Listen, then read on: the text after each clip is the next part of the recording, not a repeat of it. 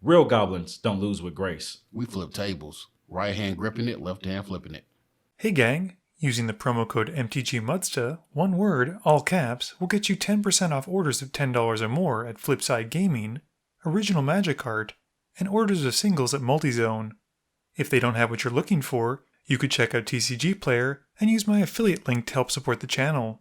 Looking for a way to bling out your deck and not spend a fortune? Alter Sleaze can help with that, and you can help with the channel at the same time by using my affiliate link. Or, if you're looking to join the Goblin Gang, you can always support me through Patreon.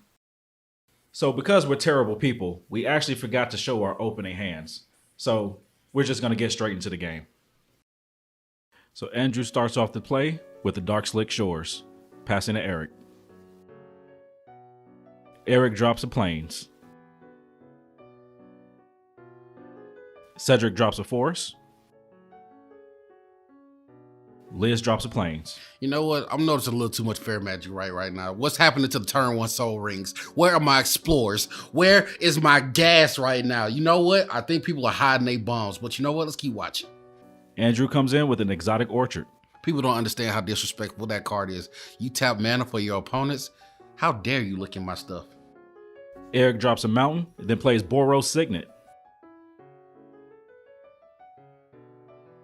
All right, Ced draws, drops a Forest, plays Explore, draws another card, then plays Emergent Zone. Finally, the first piece of rap we done seen in the game since the Boros Signet. You know what? Now we can finally turn the heat on.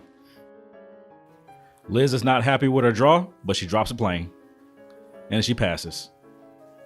Andrew drops a Detection Tower, and then followed by a Soul Ring. That's right, ladies and gentlemen. We talk about a turn 3 soul ring, aka better late than never. It may not be there when you want it, but it'll be there right on time. Eric untaps, draws, plays a Rogue's Passage. I'm sorry, anytime I see a Rogue's Passage, that just means your intentions are not honorable.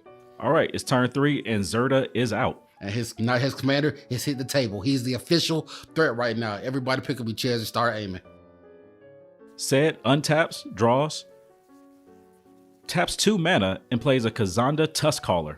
I think this is one of those level up features, but I call these trash cards because there's way too much mana to spend on one thing. Ced passes the turn.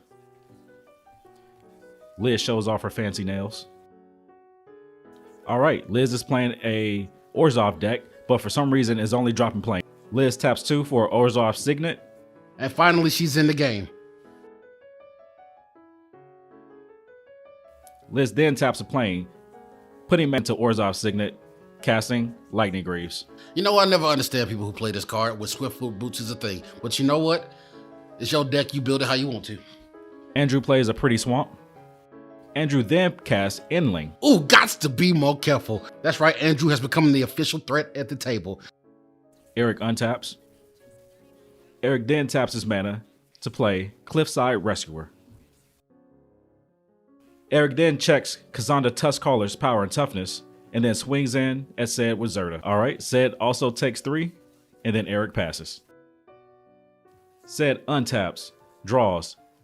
Ced misses a land drop. I want to point out the fact that the mono green deck refuses to ramp. This is just sadness across the board. I don't even know if he's actually a participant in the match. He just took 3 to the face and didn't even retaliate. Ced then taps 1, plays Magus of the Vineyard, deciding to help the table out, but also helping himself in the long run. Actually, that's the saddest play ever. He's given his enemies mana because he doesn't have any on his own. This is one of the saddest plays I've seen in Magic in a minute. Ced then pays 2 mana to put a counter on Kazanda Tuskcaller. Because what else he gonna do with it? He's just sitting there looking foolish. Liz untaps, draws, and then plays a Ghost Quarter. She then decides to cast her commander, Krav. She then equips Krav with the Lightning Greaves. Liz is going to combat. She looks around, decides that Eric needs to take 3 damage. That's right, Liz came to play. She was like, I'm only gonna have the shields down for so long. And Eric, since you popping out of pocket, I'm coming to see you first. Andrew untaps, draws, plays a Drowned Catacomb, uses the 2 green that Ced gave him on his upkeep to cast Renata, Call to the Hunt. My boy Andrew is sitting in the cut. They do not know what this man is preparing, but I'll tell you what, it is spicy and it is hard to go down. Andrew then taps 3 mana for Primal Empathy. He then passes to Eric. Eric untaps. He draws. He plays a windswept heath, pays 1 life, sacks it to go find a sacred foundry, pays 2 life for it to come in untapped. Afterward, he pays 2 green and 1 for a sacred mesa. Then he pays 2 for a prismite. Eric then attacks Liz for 2 damage with a Cliffside Rescuer. Eric passes to Ced. Ced untaps, draws. He finds a forest and plays that forest. Finally.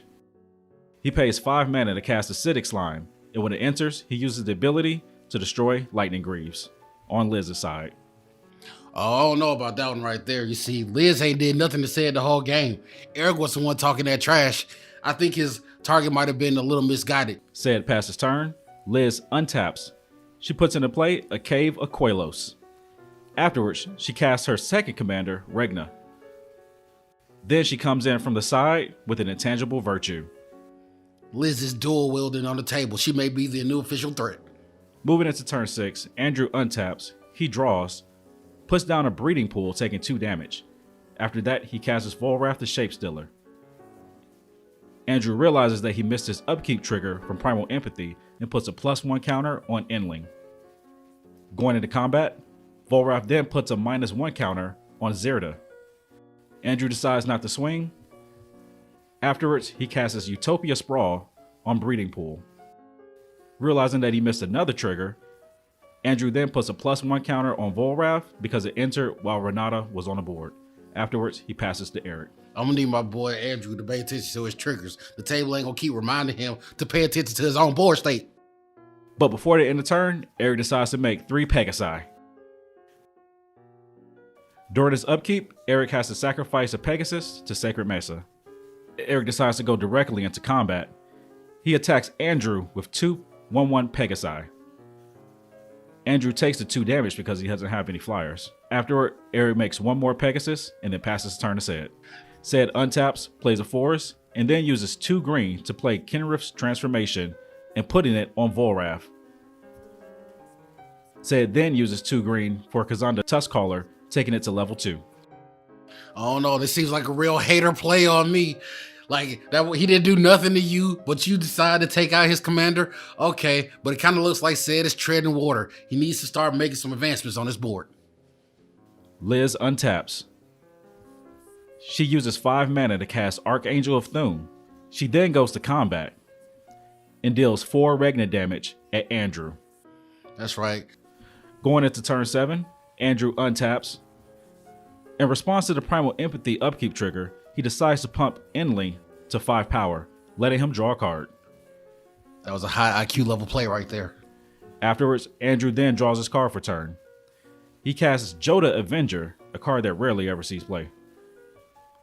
Joda Avengers enters the battlefield with the +1 counter due to Renata. You know how Volrathy liked them counters. Andrew then goes to combat. He attacks Ced with the Volrathy Elk, hoping that he can knock that enchantment off or sending it back to his command zone.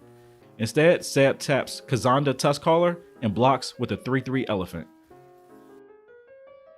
Afterwards, Andrew plays an Alchemist Refuge and passes to Eric. Before end of turn, Eric decides to make 5 more Pegasus tokens. Going into Eric's turn, during his upkeep, he sacrificed 1 Pegasus due to Sacred Mesa. Eric then drops a Plains. He goes into combat and attacks Liz in the air with 7 Pegasus creatures. Weirdly enough, Liz decides not to block any of the Pegasus, taking 7 damage, going to 31.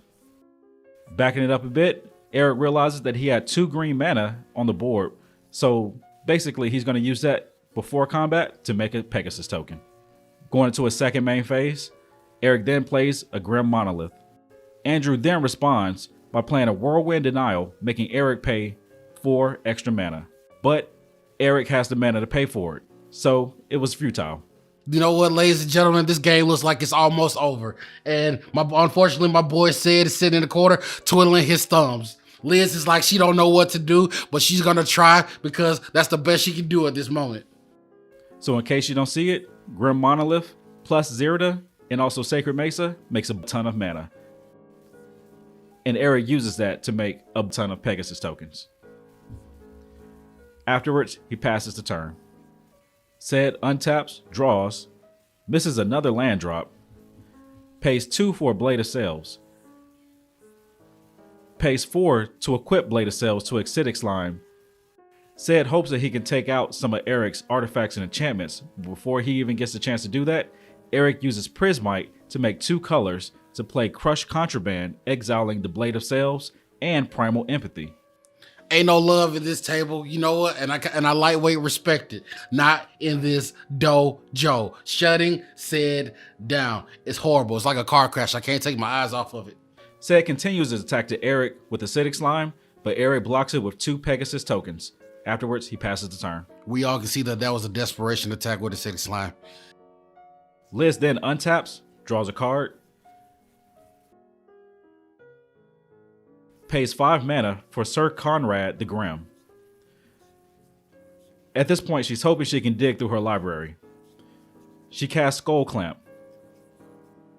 Liz goes to combat and decides to attack Andrew with the Angel of Thune, gaining her 3 life. Because she gained life, Liz is able to put +1 counters on her board because of Angel of Thune. Before the end of turn, Liz gets 2 warrior tokens and then passes off to Andrew. You know, that sounds good and everything, but my boy Eric still has the higher ground. Something needs to be done about these Pegasus before they go all completely off. Moving into turn 8, Andrew untaps and draws. He casts his Zhang Yu. He then uses his activated ability to put a 1/1 counter on Joda's Avenger. Andrew then decides to give Joda Avengers Double Strike and Shadow and uses it to hit Eric for 8. Because it has Shadow, Eric can't block, and Eric takes that 8 damage. At this time, passing to Eric, the whole table realizes that Eric can just make infinite tokens, and then we all die. All right, now let's cut to the tape. It's time for the game review. So, I'm going to start with myself. I feel like Said, made a ton of mistakes this game. By not drawing lands 1 and not playing ramp in a green deck. I want you to marinate on that failure, Said. I want you to look at the corner and see how disappointed you let down the Green Nation out there. Yeah, also, as you mentioned earlier throughout the game, I was doing stuff to Liz and Andrew when we should have been teaming up on Eric the entire time. Your petty meter was off.